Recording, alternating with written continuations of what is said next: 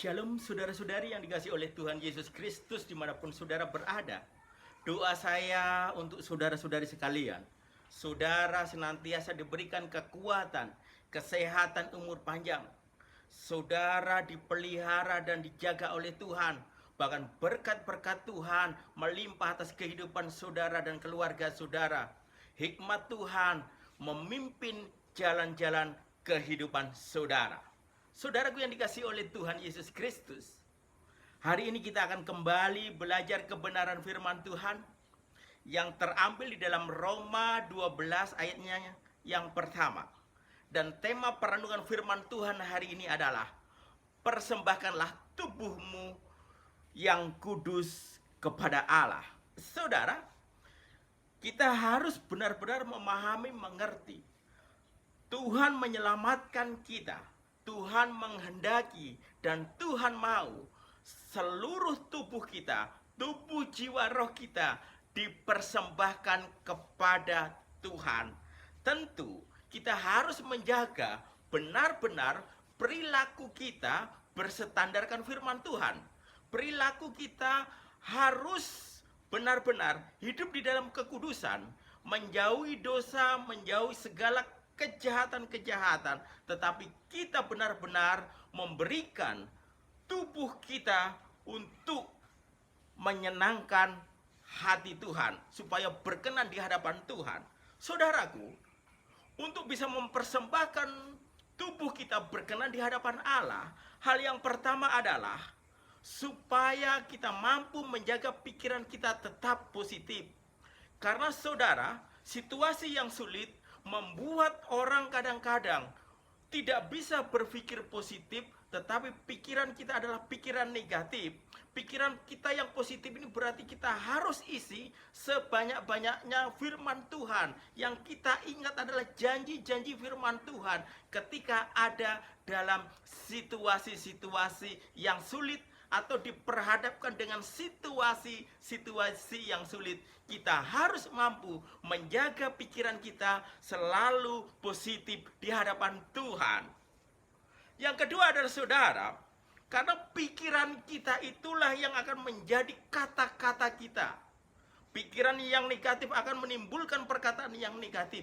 Pikiran yang positif akan menimbulkan dalam bentuk perkataan-perkataan yang positif. Oleh sebab itu, pikiran harus kita jaga yang positif, sehingga kata-kata yang kita keluarkan adalah kata-kata yang positif, kata-kata yang penuh iman, kata-kata yang berstandarkan firman Tuhan, kata-kata yang tidak ada hal-hal yang tidak baik, tetapi selalu kata-kata kita adalah kata-kata yang baik berstandarkan firman Tuhan. Karena dari kata-kata itu akan mengakibatkan sebuah perilaku kita, ya. Jadi perilaku kita itu harus kita jaga untuk tetap positif. Artinya hidup kita itu harus berstandarkan firman Tuhan, saudaraku. Karena perilaku yang positif akan menjadikan sebuah kebiasaan yang positif di dalam kita menjalani kehidupan kita. Oleh sebab itu, mari kita berperilaku secara positif, perilaku yang benar, perilaku yang berstandarkan firman Tuhan. Karena perilaku yang positif akan menjadikan kebiasaan yang positif, sehingga apa yang kita lakukan, apa yang kita kerjakan, kebiasaan kita adalah bukan kebiasaan yang negatif, tetapi orang melihat apa yang kita kerjakan, apa yang kita lakukan adalah sesuatu hal yang memberkati. Nah, kita senantiasa berperilaku positif di dalam kita menjalani kehidupan ini. Ketika kebiasaan positif itu kita lakukan terus-menerus di sepanjang kehidupan kita, saudara, itu akan menjadi nilai-nilai di dalam kehidupan kita. Jadi kita akan membangun nilai-nilai positif ketika kita menjalani kehidupan itu.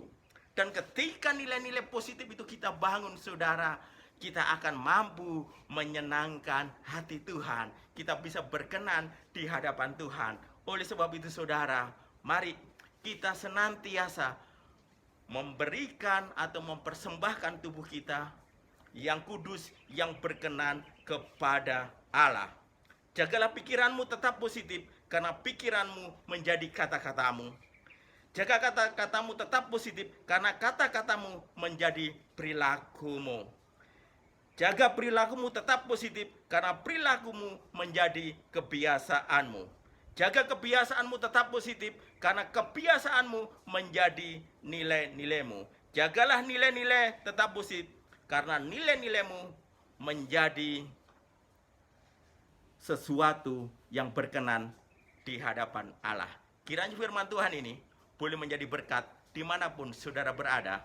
Tuhan Yesus memberkati.